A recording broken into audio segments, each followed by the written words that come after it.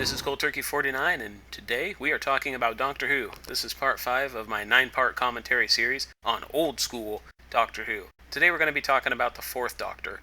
Fourth Doctor went from December 1974 to March 1981.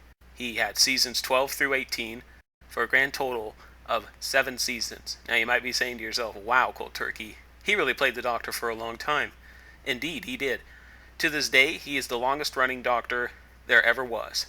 And more than likely will probably be the longest running Doctor ever. Honestly, most people nowadays aren't playing the Doctor for more than about 3 to 5 years, and the fact that Baker, well, the Fourth Doctor I should say, has much more than that, I think really is going to solidify his role as the longest running Doctor ever. 42 stories, over 170 episodes. Wow. Just let that sink in for a second. Over 170 episodes. That is amazing. Over 7 seasons. Tom Baker is the gentleman who played the Fourth Doctor, and as always, talk a little bit about the man behind the Doctor, so to speak. One interesting thing about Tom Baker is if you watch some of the specials where they talk about who he is, one of the things that they sometimes talk about is the fact that Tom Baker is a very learned man, I guess you could say, when it comes to words.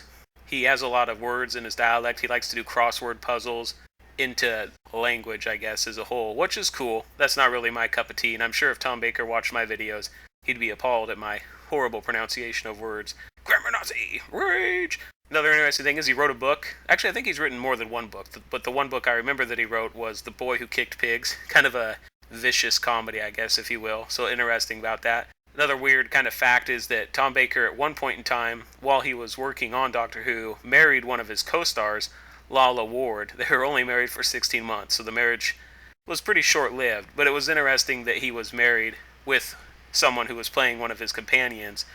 Definitely could have added a weird dynamic to the show.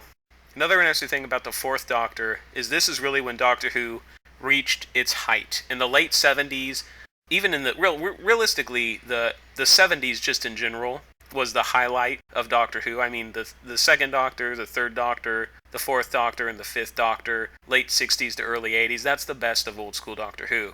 But if you really look at all the old Doctors, you gotta look at the Fourth Doctor, because roughly about 1979 is when Doctor Who really kicked off. Now, when I say really kicked off, I mean it. Doctor Who had, at one point, in the last episode of the story, City of Death, 16.1 million viewers. Now you say, wow, that's a lot, Cold Turkey. Yeah, it's huge. If you compare that with new school Doctor Who, like some of the Doctor Who that's been going on over the last couple of years, new school Doctor Who struggles to break 10 million. And a lot of times it's under 10 million. I mean, just stop and think about that. It is the most viewed Doctor Who, from a television standpoint at least, today.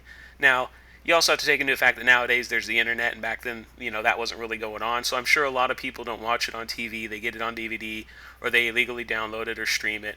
So maybe new school Doctor Who is overall watched more so from a world standpoint. And that's completely possible. But definitely the Fourth Doctor, late 70s, was the height of old school Doctor Who's popularity. Everybody was watching it. Everybody loved it. It was amazing. 16.1 million viewers on the last part of City of Death. Pretty incredible if you ask me. Another thing about Tom Baker as the actor, real quick, is that he had kind of a goofy look about him, kind of bug eyes. His teeth weren't quite straight. He had a weird smirk, weird kind of grin. Just kind of an odd person, and it really sold his ability to play an alien, to act as an alien. He portrays a Time Lord. Really, I think you can see it as a different species because he just has so much of those odd qualities. Another thing about the Fourth Doctor is he has a massive, gigantic scarf. This scarf is well over 10 feet long, although if you dig deep enough, you'll find out that they actually use multiple scarves across the whole 7 seasons. I can't remember exactly how many, but there were over 10 different scarves, and a lot of them were very close to being identical, so it's kind of hard to tell. But yeah, he had a scarf. It was huge, and a lot of people see that as kind of the iconic Doctor. And what I mean by that is the Fourth Doctor, in a lot of people's minds, is their favorite Doctor. If you ask somebody who their favorite Doctor is, they're probably going to say the Fourth Doctor, played by Tom Baker, or they're going to say the 10th Doctor, who's the new one, played by David Tennant. A lot of people like David Tennant, like the new Doctor. But if you were to ask somebody who their favorite Doctor was, say in the year 2000 or the year 2001, like before the new school Doctor Who stuff was on the scene, pretty much everybody would have said Tom Baker, aka the Fourth Doctor. And to be fair, the Fourth Doctor is my second favorite Doctor of all time. So now you know who my top 3 favorite Doctors are. Fourth Doctor is my second favorite, the Third Doctor is my number 1 favorite, and the Second Doctor is my 3rd favorite, which is kind of odd, but hey, that's the way it works. I like old school Doctor Who, and the Fourth Doctor is great. Like I said, 7 seasons, 42 stories, over 170 episodes. Insane. Crazy. And like I said, he's also very iconic. Walking around with that big scarf. He kind of comes off as an intergalactic wanderer. His freedom was denied as the Third Doctor for the vast majority of the Third Doctor's run. So, towards the end of the Third Doctor and almost the entirety of the Fourth Doctor is very much into the freedom of travel. He likes going to all these crazy places and doing all these awesome things. Another interesting thing about the Fourth Doctor is due to the unfortunate death of the gentleman who played the Master back in the Third Doctor's run, you don't see the Master very much interacting with the Fourth Doctor. You see him one time, kind of in the middle, and then towards the end of the Fourth Doctor is the return of the Master. He comes back, a new actor starts playing him, and we'll get into that later. But yeah, so without the Master there, and sort of his renewed interest in travel, the Fourth Doctor, he's always going out, he's always exploring. Special effects were quote-unquote getting better, although some special effects are pretty bad. So you see when they're exploring space, the special effects are trying to portray space a little bit more realistically, planets, stars, than maybe they could have 5 or 10 years ago, which is pretty cool to see that. So now that we've talked about the Fourth Doctor, like I said, he's my second favorite, huge run, really like a lot of the stuff that he does. He's the intergalactic wanderer, and he's got... Oh, and another thing, I guess, is he uses his sonic screwdriver a lot, so you start to see that kind of come on board with the Fourth Doctor, the sonic screwdriver, to pick locks or to magically fix whatever's randomly broken. So you see that a lot with the Fourth Doctor. But now we're going to move on to recommendations, because there's so much with the Fourth Doctor. Like I said, over 170 episodes, 42 stories, there's so much to cover that I really can't recommend under 8 episodes. I had to hit my head against the table a few times, kind of pry my own arm backwards just to get down to 8 recommendations, because there is so much awesome stuff in the Fourth Doctor's library. If you're going to start watching old school Doctor Who, the Fourth Doctor is a great place to start. So is the Third Doctor, but a lot of people, like I said, like the Fourth Doctor better. So, Fourth Doctor is also a good place to start. Let's get into these recommendations. First story that I'm going to recommend is The Ark in Space. This is one of the Fourth Doctor's older stories, where he's still teamed up with Sarah Jane Smith. Humanity's been dead for a while, and they're out in this thing, out in space. Intergalactic bugs are taking over, blah, blah, blah. Really good story.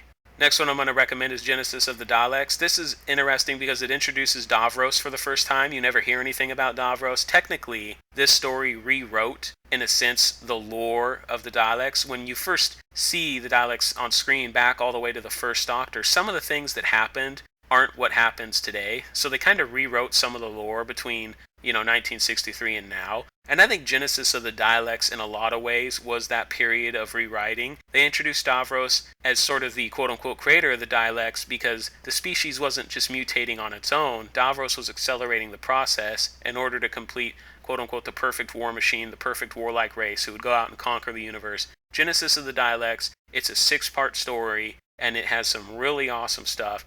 Definitely, in a lot of people's minds, one of the best, and an amazing episode all around, so I'm going to recommend that. Next one I'm going to recommend is Pyramids of Mars. This is a really good one, and it's the last one with Sarah Jane that I'm going to recommend, but it's a really good one because it has sort of these Egyptian, mummies, and sometimes even Egyptian gods, quote-unquote, in play, and on top of that, it's from Mars. So can you imagine that? An Egyptian god on Mars trying to conquer Earth? That's insane, that's crazy, but it actually works, and it's a really good story. And instead of them being gods, as it turns out, they're actually aliens. You could kind of look at the lore of, do they predate Time Lords? He really has a lot of weird things to say about what ends up being this alien race that he confronts. Really good episode overall. Next one is The Deadly Assassin. This is the story where the Doctor confronts the Master for the first time in a long time, and after this story, we won't see the Master again for a very long time within the entire library of the Fourth Doctor. Another interesting thing about The Deadly Assassin is he just departed with Sarah Jane Smith, and he hasn't got another companion yet. So The Deadly Assassin is one of the most crazy episodes, because technically he doesn't have a companion, and he's squaring off with the Arch Nemesis on the planet Gallifrey, his home planet, And this is the episode where Gallifrey starts to change, and things start to look a little bit different for the Time Lords. Overall, fantastic episode. Next up, we got Towns of Wing Chiang. This is a good one. He has his new companion on board, Leela, the barbarian warrior mistress lady. He kind of takes on a quote-unquote Chinese god, but really it's some Chinese dude from the future who has this time machine that doesn't really work, and there's all this crazy stuff going on. And overall, it's a really solid story because it's set in kind of old school England, and it's just got a really good atmosphere, kind of a mystery at one point, but then at the same time confronting, and there's all these concepts going around. It's a pretty good story overall. Definitely one of the better ones. A lot of people would recommend that.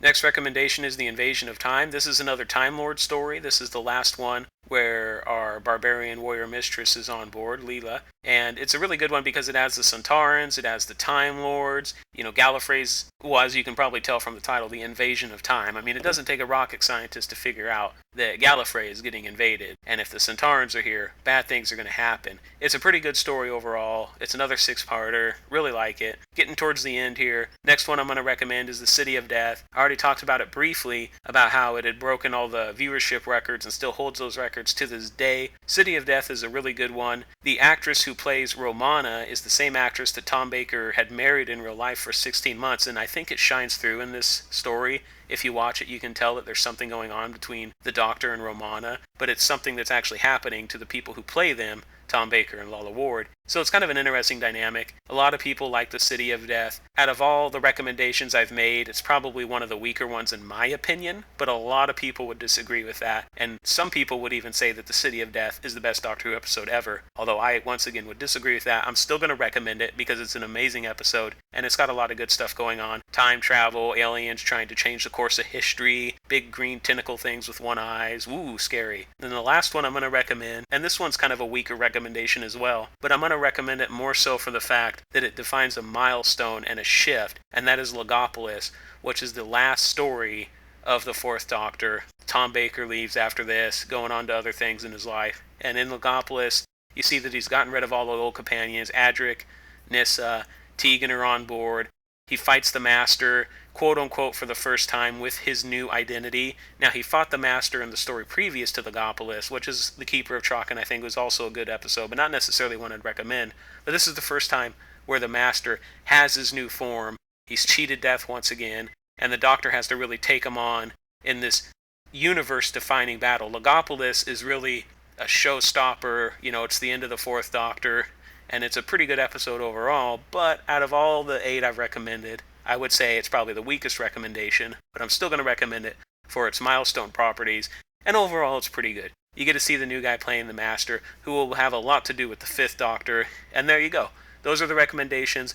Once again, the Fourth Doctor, longest running Doctor ever, 7 seasons, 42 stories, over 170 episodes, had the most viewings of any episode, City of Death, 16.1 million viewers, is my second favorite Doctor of all time. He is old school, he's got the scarf, the Fourth Doctor, yeah buddy. This is Cold Turkey, thanks for watching.